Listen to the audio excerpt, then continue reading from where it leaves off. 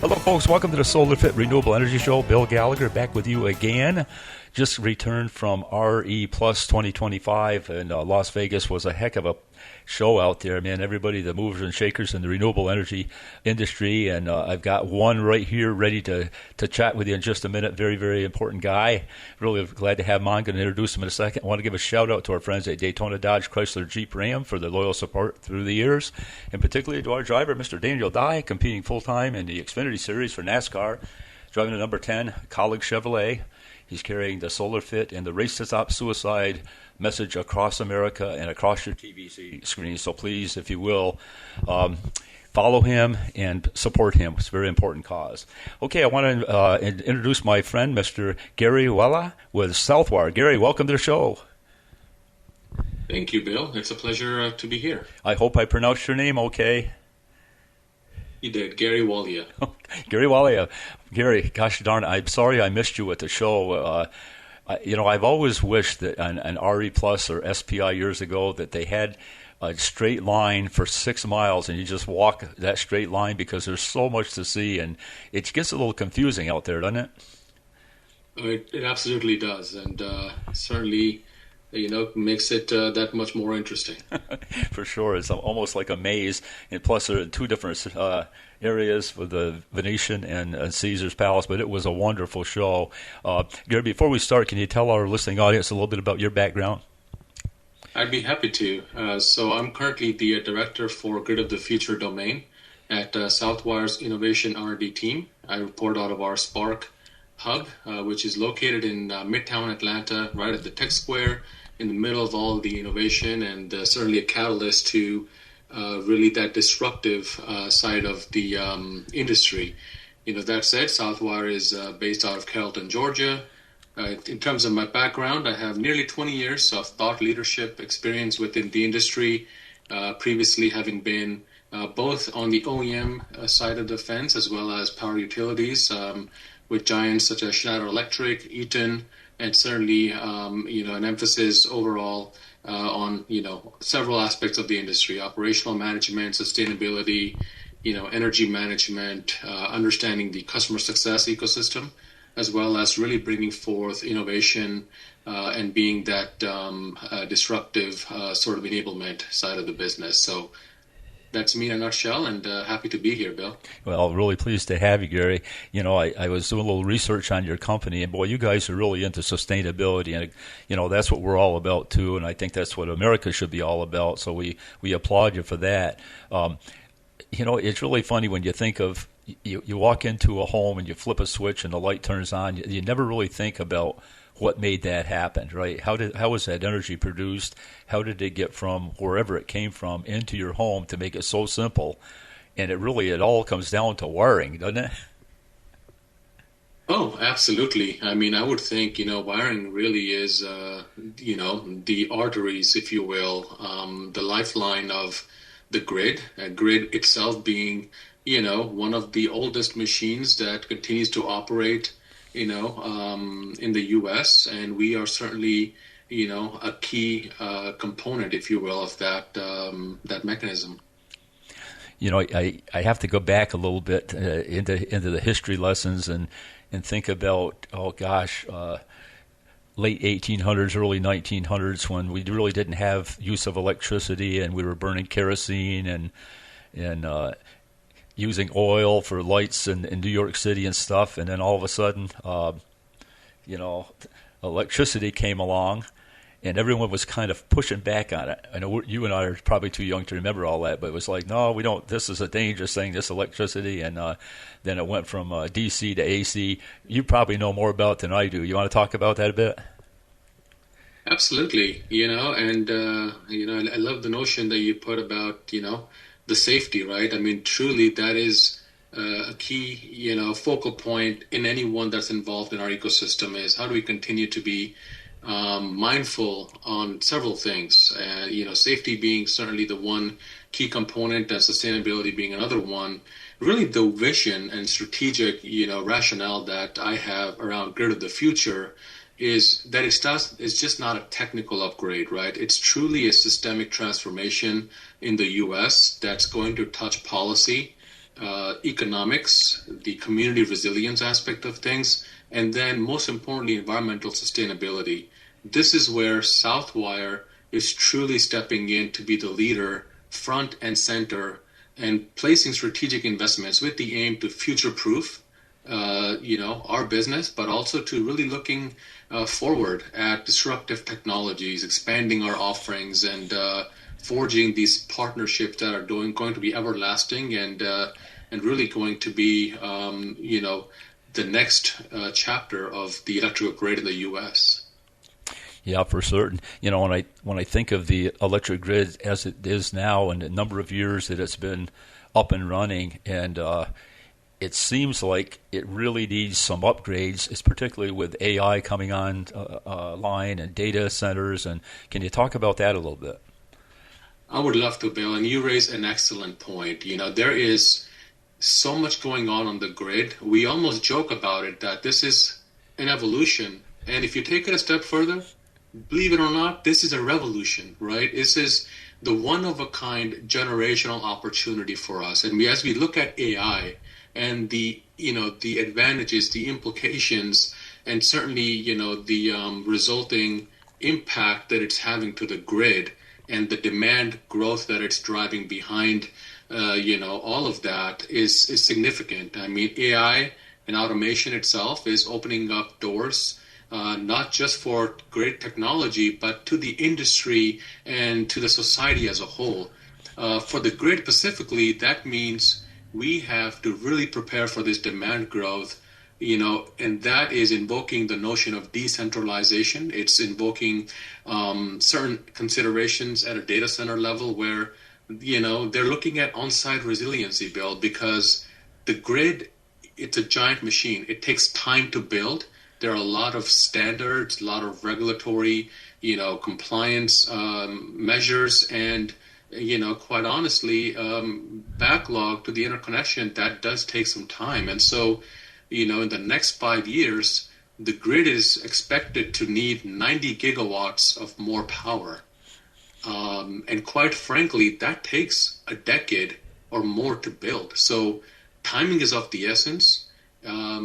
Certainly there is an offset there as it is. And so that's why AI is truly going to, demand a lot of, growth on the grid as a whole, and more importantly, localized generation and resiliency. I had a chance to take a little ride north of Las Vegas when I was there, and man, some of the buildings that are being built there, Gary, are unbelievable. I mean, I assume that those are data centers, or I don't know, maybe it's a shipping hub, I don't know, but just the amount of energy that they need. And, I look at places like Las Vegas, and I look at Lake Mead and the water level there, and I'm really starting to get a little bit concerned. We need so much electricity of every type, in my mind.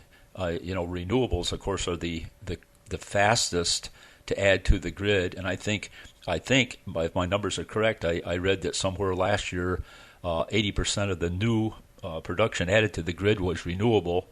Talk about that if you would.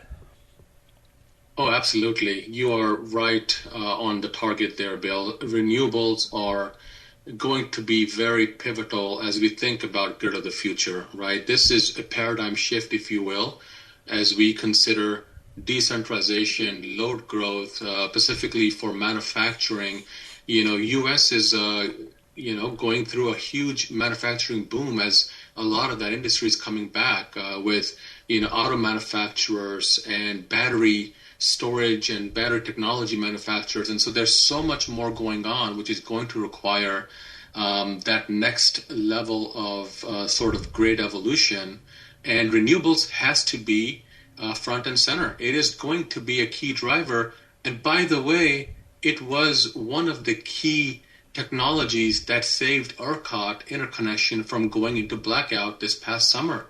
The batteries themselves and all of the supporting, digital infrastructure that goes along with that and interoperability measures. It's a system unlike ever imagined before. This is where we're headed, and renewables is a key enabler in that equation. and that involves several layers of technologies. Yeah, well, thanks for sharing that, Gary. That's exactly the way I feel. I think the real changer is the batteries, right? I mean, somebody could potentially make an argument that the wind only works when it's windy, and it only works when it's sunny on the solar. But with the batteries, it's a completely different dynamic. It's the same with the wind. These technologies are so important. Particularly now, my understanding is at least 5 to 7 years before a new turbine can come online for the gas. Just can't be built that fast. So the question is, what do we do between now and then? That's a great point, Bill, and certainly one that at Southwire we're looking at very closely, and this is part of our ongoing technology research. Certainly, pivotal to my team's strategy as we explore grid of the future and what it means for Southwire, but also what it means for the ecosystem, right? Because it truly is that. It is an ecosystem that thrives in itself, and you've got to have all the right players involved. And that's where we're truly adding and building awareness in the industry about what are some of those key capacity-based resources that can be brought online very quickly. And that's where microgrids are going to be very, very significant. They are certainly very capable in orchestrating various resources, including solar, battery storage, wind, other inverter-based technologies, fuel cell, hydrogen, and then really bringing that together in an orchestrated ecosystem architecture. And that enables a next generation of an on-site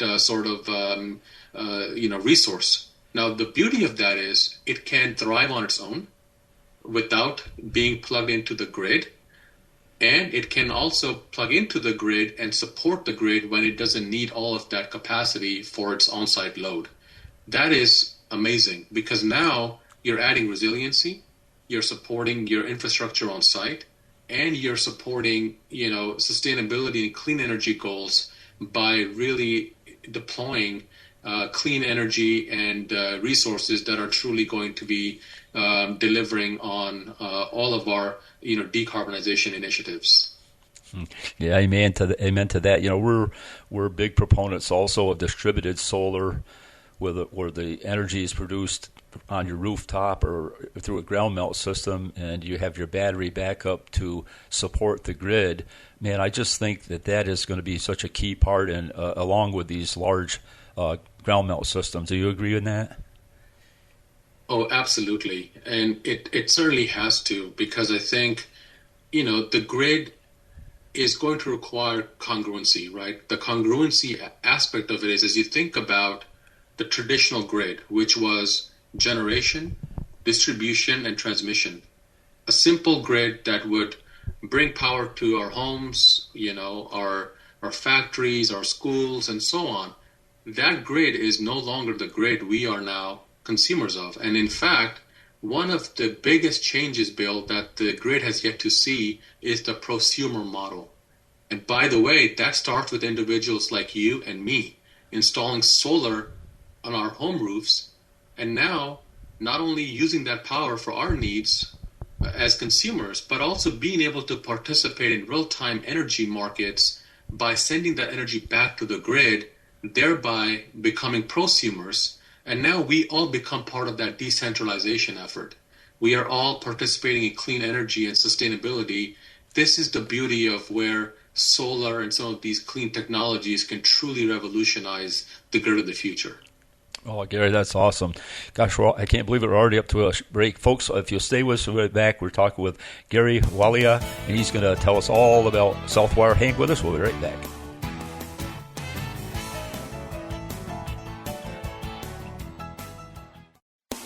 Hi folks, Bill Gallagher with SolarFit here. Have you ever thought about utilizing solar power for your home or business? Well, there's never been a better time to plug into the sun and stop renting electricity. How would you like to let your roof start paying you each month? Give us a call at 445-7606. That's 445-7606, or visit us at solarfit.com and set yourself free. SolarFit your life and set yourself free with the sun's free energy. Hey folks, welcome back to the Solar Fit Renewable Energy Show. Bill Gallagher back with you, talking with my friend Gary Walia with Southwire. And Gary, before the break here, man, you had some great comments about the importance of renewable energy and what you guys are doing. I understand you've got a large system on your building out there, and thank you for doing that and showing the world that you are the users of your products and stuff. Talk a little bit about grid of the future, if you will. Absolutely. Would love to do that, Bill. And thank you again for having me. I would start off by saying that Grid of the Future is one of the most crucial advancements within Southwire as it relates to our holistic strategy and mission. And certainly within the domain, my team and I, we are aiming to power Southwire towards a very strategic disruption in the energy transition movement.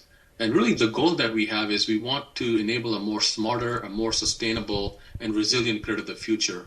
And we're doing that at Southwire by delivering strategic innovations. We're looking at our core business at Wire and Cable. And we're also looking at adjacencies in the industry. And really the value that we're driving is Southwire has been an industry leader for 75 years. We've taken innovation to the next level, truly making that customer-centric, making it very expansion into the new markets.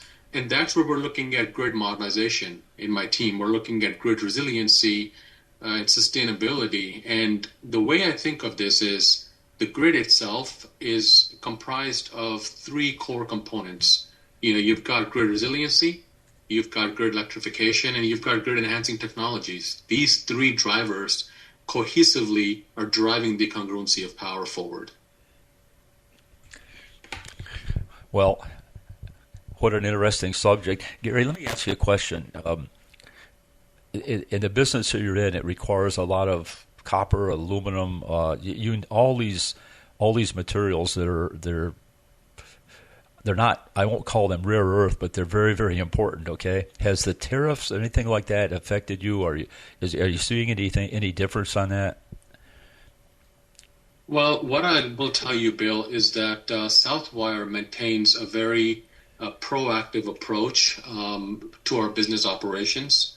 And with that said, we stay close to regulatory and governmental bodies to make sure that we have a great pulse on the changes that are forthcoming and that we are able to methodically align our business operations for those types of changes. What a great answer, Gary. That was a great answer. Thank you for sharing that. And it's probably the only answer that makes a lot of sense right now, is to keep your finger on the pulse and know what's going on, right? Absolutely. Any other policy items you'd like to discuss? Most certainly, and I would kind of go a little bit more deeper into the energy policies that truly, impact the grid, and those are heavily driven by FERC, the Federal Energy Regulatory Commission, as well as NERC, which is the North American Electric Reliability, Council, and so there's so much going on the grid, and with respect to all of these, energy standards and policy shifts, as well as ongoing efforts for bipartisan infrastructure law and different grants.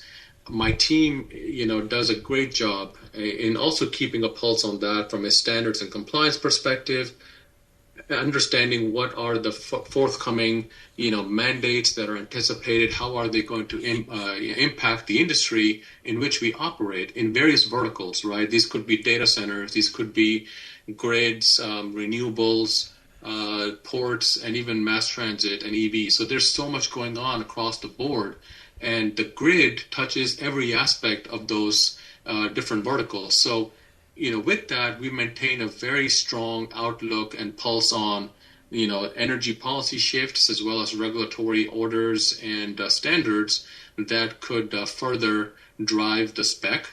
And at Southwire, our motto is we want to be that leader in driving the industry spec, as well as truly going after spaces where we have a right to win. And rightfully so, we've been an industry leader for a very long time. Wow, 75 years, Gary. That is incredible. That that's a congratulations. That's all I can say. Thank you, Bill. It is truly admirable when we look at the history of Southwire and where our founder started the vision and the journey, and where we have accelerated that in the 75 years in the making. And it's really parallel to no other brand. It's truly great reputation. Every customer I've talked to at RE Plus last week was just so happy with what we do as a business and what we do for them, keeping things very customer centric. And that's where my team, as we look at the grid and the innovation, that is the goal we have in mind. Is we are solving for the problems and the pain points for the customer. That is pivotal to our strategy and certainly to our research and execution efforts. With that, we do a lot of customer engagement. So truly, it is, in the words of our CEO, Rich Stinson, it's a great time to be in the electrical industry, but it's even a better and greater time to be at Southwire. Okay, hey man, Gary, we're based down here in Florida, and I don't know if you're familiar with it, but they've got this little thing called hurricanes, right? Absolutely.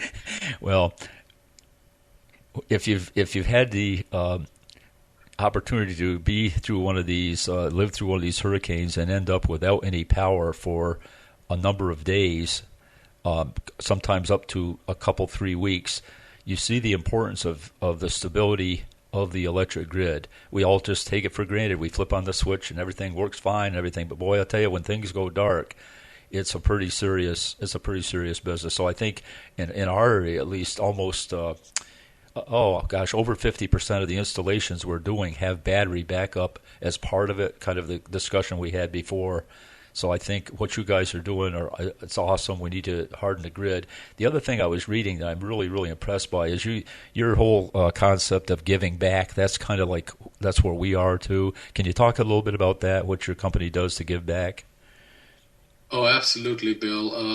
Southwire does so many different things when it comes to giving back. I mean, we have a full team that's truly dedicated to that, initiative and that mission, if you will. We have Project Gift that, you might be familiar with, and we have a dedicated, website that really goes into a lot of that detail.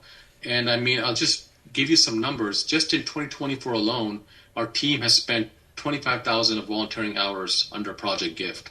This is where we truly get involved with community and empower.